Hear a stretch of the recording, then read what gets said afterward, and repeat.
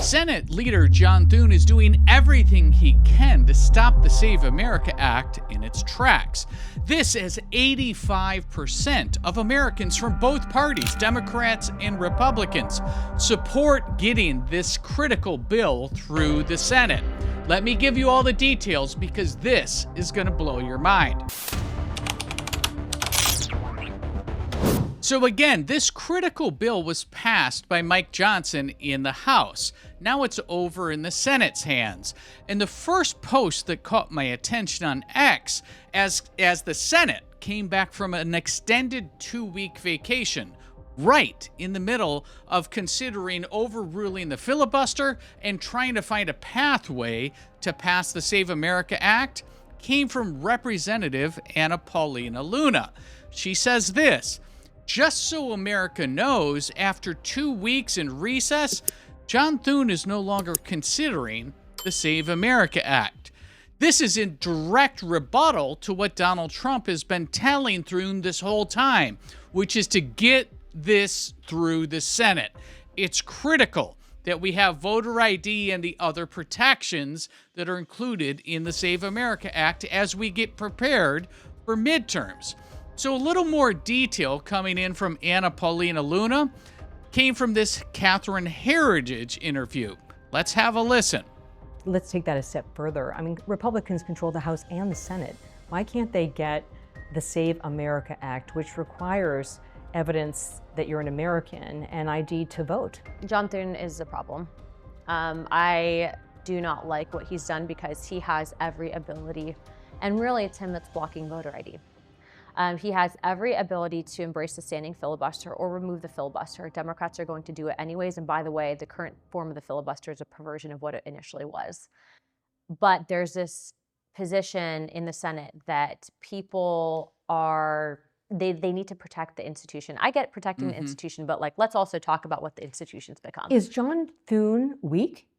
I think John Thune is doing the wrong thing.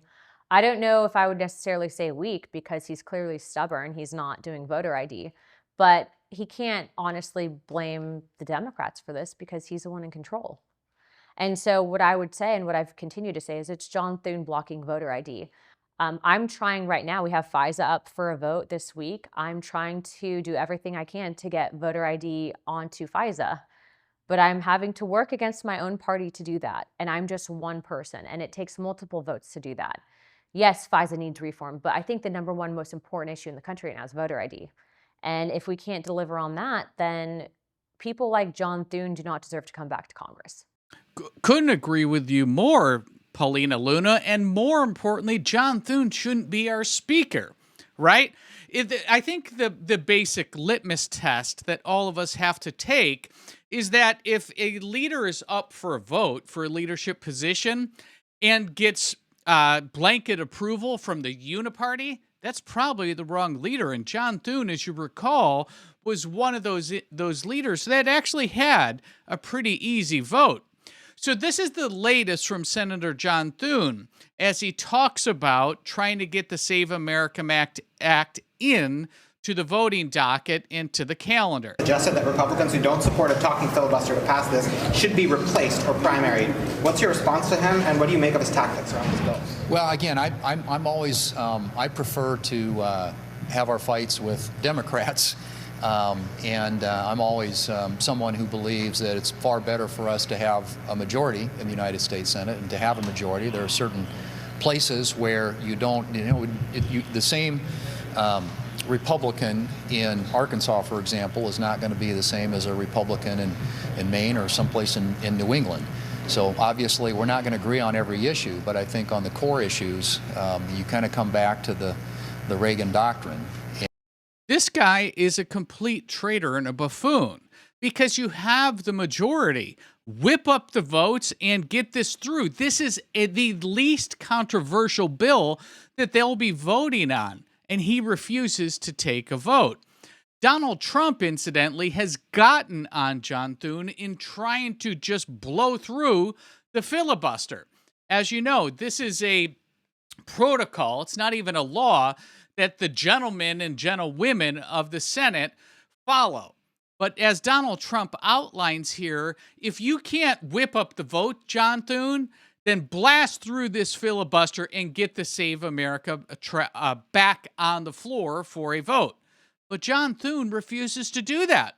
And again, we gave them the majority. What's the delay? If I thought that they weren't going to pass the filibuster, I wouldn't even bring it up. They're going to pass it within the first hour. If they take power, and it's Donald more Trump's likely talking that they about take the power Democrats if we don't here. do it, because we're not going to be passing any legislation. They're not going to approve anything. We're going to go 3.25 years. There won't be one bill that we're going to pass, because the easiest thing to pass is exactly right now what they won't pass. And they'll do that, and they'll wreak havoc. But let's assume they get in. They're doing it anyway, so it wouldn't matter. They're doing it anyway. And, you know, I have a case where I have great U.S. attorneys that can't be approved because of the blue slips. The blue slips, I think you should terminate blue slips, too. It's a mental termination because it's really a custom. But if you have a Democrat senator or two is bad, but it doesn't make any difference. If you have one senator writes a negative letter on some great U.S. attorney, we had it in Manhattan, Southern District. Jay Clayton, one of the most respected lawyers in the whole country, by far, one of the most respected, and couldn't get approved. The courts approved him. The courts couldn't believe it. They did it like instantly. So what Donald Trump is talking about is now still 18 months into his second term, he has federal judges that have not even had a vote. They're all getting caught up in John Thune's spineless Senate.